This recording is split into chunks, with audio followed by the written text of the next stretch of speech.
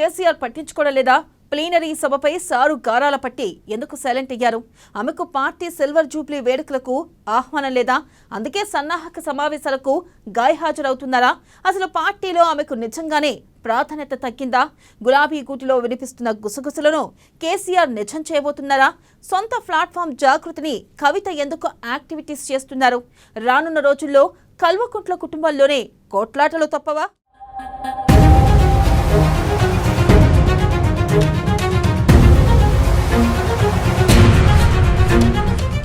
BRS silver Jubilee వేడుకలకు సర్వం సిద్ధం. పార్టీలో కవితను పక్కకు పెట్టారని ప్రచారం.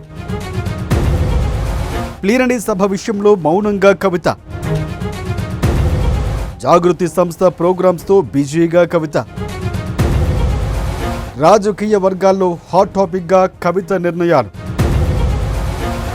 ప్రభుత్వంపై పోరాటానికి వామపక్షాల మద్దతు కోరిన కవిత. సొంతంగా రాజకీయంగా ఎదగాలని భావిస్తున్న కవిత.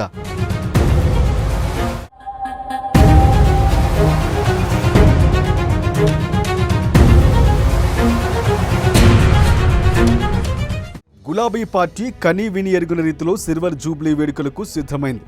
ఆ సభను విజయవంతం చేసేందుకు గులాబీ పార్టీ సకల ఏర్పాట్లు చేస్తోంది. ఎక్కడికక్కడ పార్టీ కేడర్ను సైతం పార్టీ నాయకులు సన్నద్ధం చేస్తున్నారు. నియోజకవర్గాల వారీగా సన్నాహక సమావేశాలు నిర్వహిస్తూ జనం తరలింపుపై సలహాలు సూచనలు తీసుకుంటూ ప్రణాళికలు రూపొందిస్తున్నారు. ఎవరికి వారు బిజీగా ఉన్నారు. కానీ కవిత మాత్రం పార్టీ సిల్వర్ జూబ్లీ ఉత్సవాలు, వరంగల్ సభ ఏర్పాట్లకు సంబంధించి సైలెంట్గా ఉన్నారు.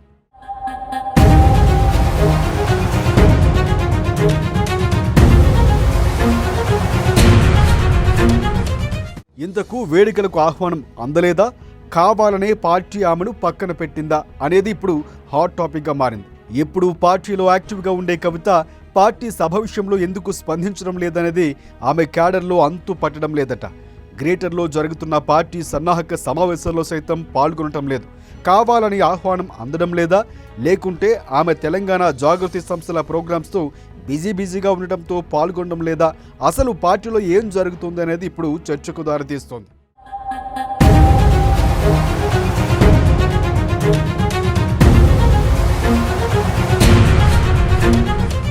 నిజామాబాద్ స్థానిక సంస్థల ఎమ్మెల్సీగా కవిత ప్రస్తుతం ప్రాతినిధ్యం వహిస్తున్నారు. ఇప్పుడు సొంత జిల్లా నిజామాబాద్లో జరుగుతున్న సమావేశాలకు కవిత దూరంగా ఉంటున్నారు.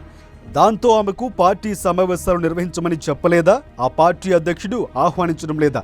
అసలు పార్టీ పెద్దలే ఆమెను దూరం పెడుతున్నారా అనేది తెలంగాణ జాగృతి కార్యకర్తలో తీవ్ర గందరగోళానికి కారణమవుతోంది.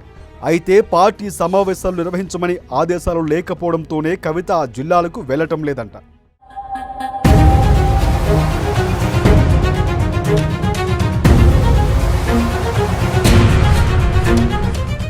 అదిలా ఉంటే కవిత సొంత ప్లాట్ఫామ్ జాగృతితో యాక్టివిటీస్ను ముమ్మరం చేశారు. తెలంగాణ కళలు, సంస్కృతిపై జరుగుతున్న అన్యాయాన్ని అరికట్టి ప్రాచుర్యం కల్పించేందుకు 2006 ఆగస్టులో ఆమె తెలంగాణ జాగృతి సంస్థని ఏర్పాటు చేశారు. నాటి నుంచి జాగృతి సంస్థ బతుకమ్మ ఉత్సవాలతో పాటుగా సేవా కార్యక్రమాలు ముమ్మరంగా నిర్వహిస్తుంది. ప్రస్తుతం బీసీ, మహిళా అంశంతో ముందుకు సాగుతుంది. 42% రిజర్వేషన్లపై పోరాటం సాగిస్తూనే మరోవైపు పూలే విగ్రహాన్ని అసెంబ్లీలో ప్రతిష్ఠించాలన్న డిమాండ్తో ప్రతి జిల్లాలో ధర్నాలు, నిరసనలు, రౌండ్ టేబుల్ సమావేశాలు నిర్వహించారు. ప్రజలు పడుతున్న ఇబ్బందులు ఏవి దృష్టికి వచ్చినా వాటిపై గళం వినిపిస్తున్నారు. జాగృతితో పాటుగా పూలే ఫ్రంట్తో కార్యాచరణ కొనసాగిస్తున్నారు కవిత.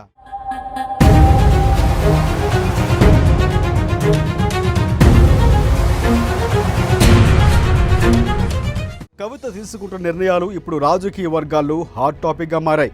అసెంబ్లీలో పూలే విగ్రహం కోసం తెలంగాణ జాగృతి ఆధ్వర్యంలో ప్రభుత్వంపై ఒత్తిడి చేస్తున్నామని, సహకరించాలని వామపక్షాల మద్దతు కోరుతున్నారు. సిపిఎం జాగృతి కార్యక్రమాలకు మద్దతు ఇస్తామని, కానీ బీఆర్ఎస్ పార్టీగా చేస్తే మాత్రం ఇవ్వబోమని ఖరాఖండిగా చెప్పినట్లు విశ్వసనీయ సమాచారం. మరోవైపు సిపిఐ పార్టీ మద్దతు సైతం కూడగడుతున్నారు. ఆ పార్టీ నేతలతోనూ 1-2 రోజుల్లో భేటీ కాబోతున్నట్లు సమాచారం. జాగృతి చేసే కార్యక్రమాలకు కలిసి వచ్చే పార్టీలన్నింటితోనూ ముందుకు వెళ్లేందుకు సిద్ధమవుతున్నారు.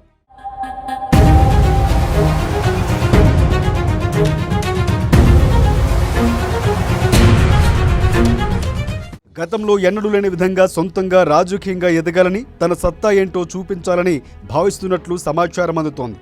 అందుకే ఒకవైపు జాగృతి, మరోవైపు ఫూలే ఫ్రంట్తో ప్రజలకు దగ్గరై రాబోయే అసెంబ్లీ ఎన్నికల నాటికే కీలక నేతగా ఎదిగేందుకు ఇప్పటి నుంచే ప్రణాళికలు రూపొందిస్తున్నట్లు ఆమె అనుసరిస్తున్న వ్యూహాలే స్పష్టం చేస్తున్నాయంటున్నారు.